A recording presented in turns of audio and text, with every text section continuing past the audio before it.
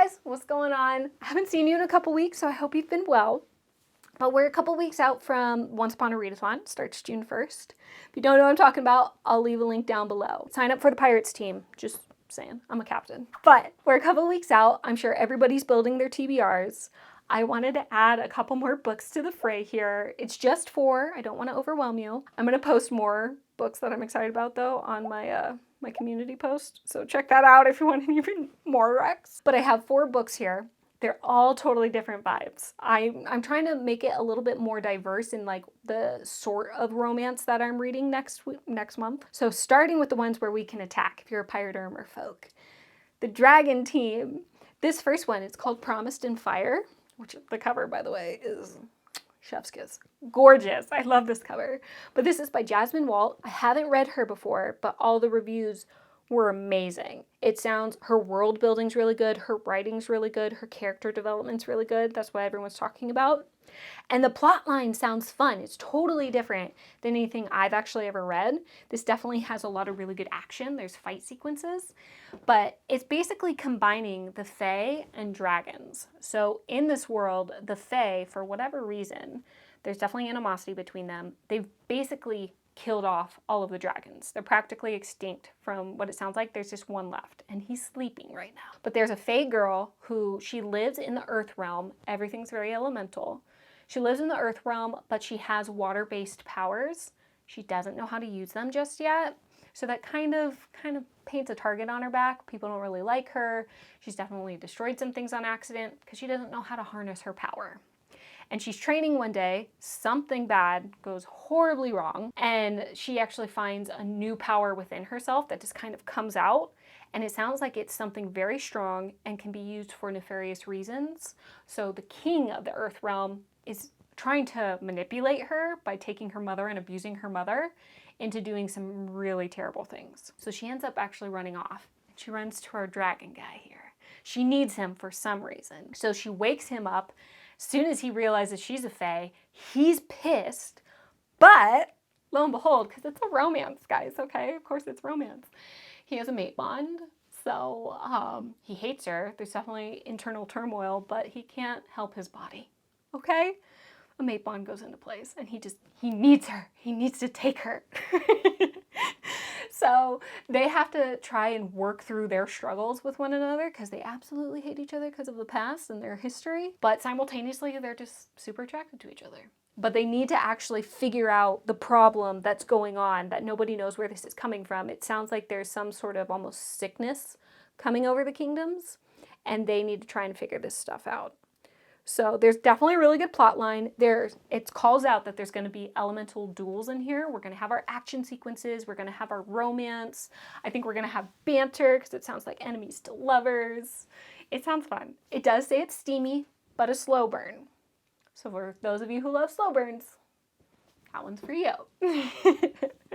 So that's our dragon book. We can attack with that. We get an extra 50 points off the dragon team if the pirates or the merfolk read that. So let's do it. But moving on, the Ginni one. The Ginni one. I'm excited about this because I feel like it's going to be kind of comedic. It does mention there's some dark stuff, but it sounds like it's going to be comedic because it's about the apocalypse.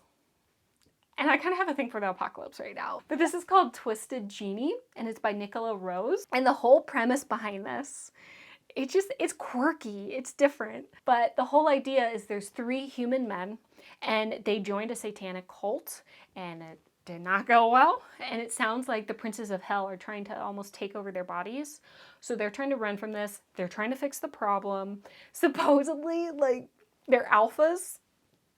When a book says alphas or the apocalypse, I immediately think it's going to be a little comedic. It's going to be lighthearted read for me. But they're supposed to be alphas, and they go to this Ginni, and she sounds so fun. Like, her character, she's called out as being very witty, being very stubborn. She apparently murdered her last master on accident. So she sounds fun, but she's kind of getting punished right now, and she's in her own sort of purgatory because of that. So she wants out. She wants her freedom.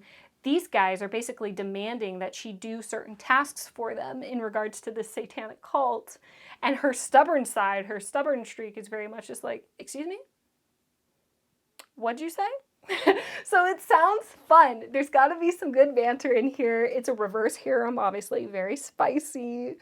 But I think it definitely had some opportunities to be lighthearted.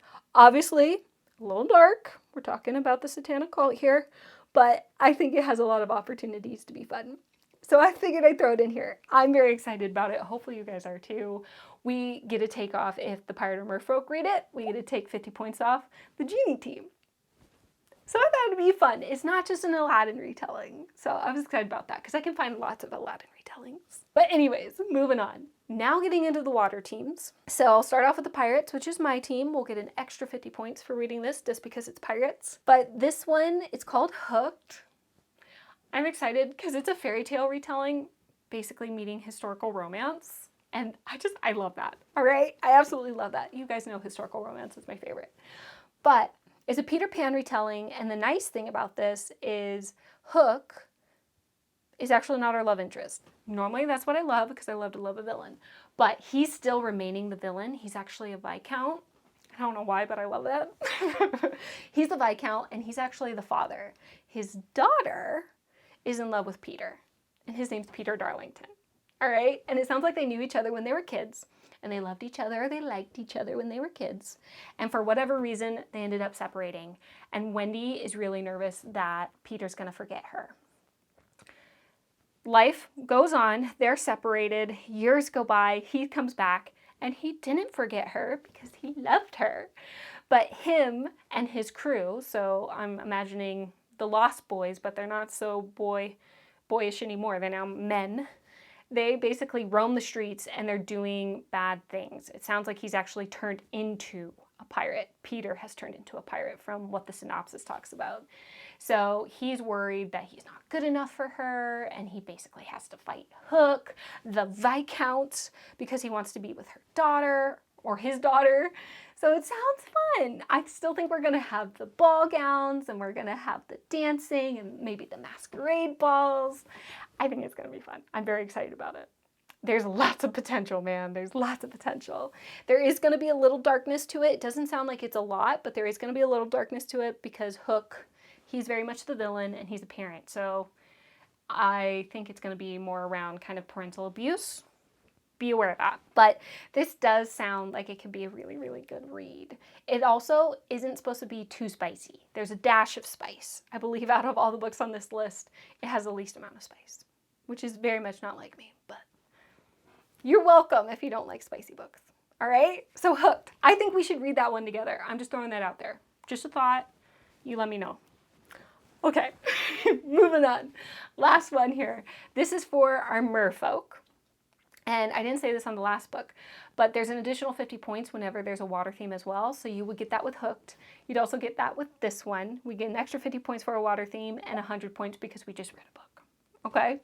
And actually, an additional 50 points because this is a LGBTQ plus author. So this is a sapphic storyline. We got two ladies here. But this book is called The Tide That Binds Us. Tide That Binds Us? Yeah, Tide That Binds Us. And there's this description. This doesn't have to do with the plot, but I love art and the visual of this. I just love it.